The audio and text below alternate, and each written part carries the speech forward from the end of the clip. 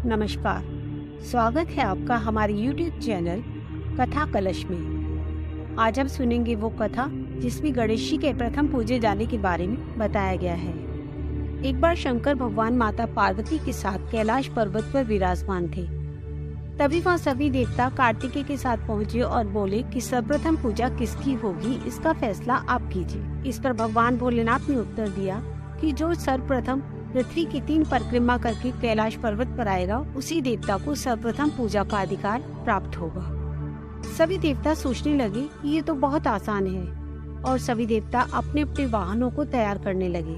जैसे सूर्य देव अपने 7 अश्वों वाले रथ, कार्तिकेय अपने मयूर को, इंद्र अपने ऐरावत को और यमराज अपने भैंसे को तैयार करने लगे और अन्य देवता भी अपने अपने वाहनों को तैयार करके उन पर विराजमान होने लगे। तभी सभी देवताओं की नजर गणेश जी पर पड़ी, जो अपने छोटे से वाहन मूषक राज को तैयार करके उस पर विराजमान हो गए। ये देख सभी देवता गणेश जी के और मूषक राज पर हंसने लगे और व्यंग करते हुए कहा कि गुटपुटे से गणपति और छोटा सा मूषक भला उनसे किस प्रकार प्रतिस्पर्धा कर सकेंगे। तभी नारद जी ने सभी देवताओं से आग्रह किया कि इस प्रतिस्पर्धा को शुरू किया जाए। नारद जी का कथन सुनते ही सभी देवता पृथ्वी की 3 परिक्रमा लगाने के लिए निकल पड़े। कभी कार्तिकेय, कभी सूर्य भगवान तो कभी इंद्रदेव आगे होते थे, परंतु गणेश जी कैलाश छोड़कर कहीं नहीं गए और वह माता पार्वती और शंकर भगवान की 3 परिक्रमा लगाकर उनके सामने आकर बैठ गए। यह देखकर नारद जी को बड़ा आश्चर्य हुआ। वहीं दूसरी तरफ प्रतिस्पर्धा करते हुए और परिक्रमा लगाते हुए सभी देवताओं को अचरज हुआ कि वे जहाँ जहाँ से गुजरते वहाँ मूषक राज के पैरों के निशान उन्हें अपने से आगे दिखाई पड़ते थे, परंतु न गणपति और न ही उनका मूषक कहीं भी दिखाई दे रहे थे।